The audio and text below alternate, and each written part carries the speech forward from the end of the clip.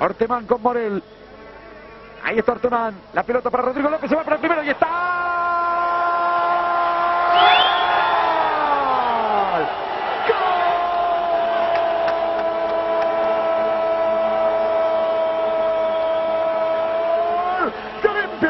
Lo hizo Hernán Rodrigo López a los 27 minutos del primer tiempo, abriendo la cuenta del uruguayo.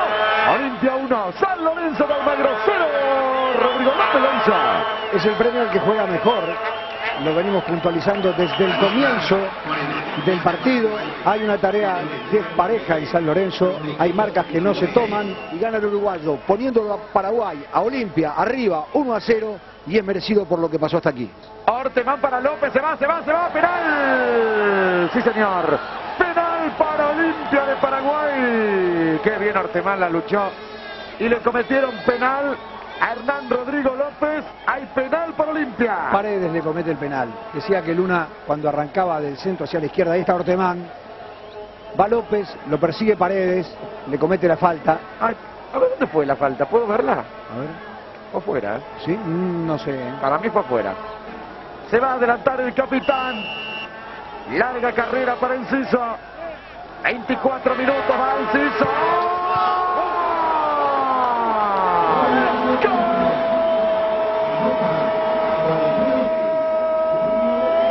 ¡Gol de Olimpia!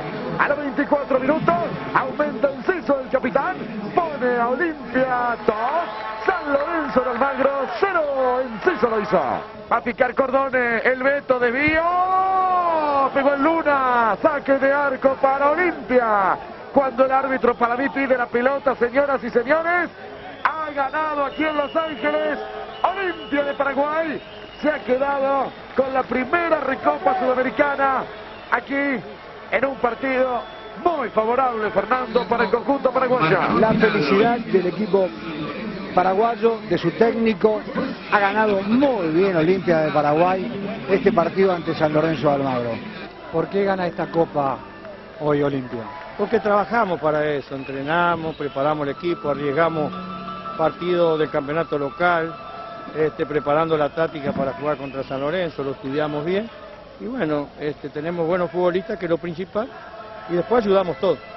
Aquí está el merecido ganador de la Recopa Sudamericana.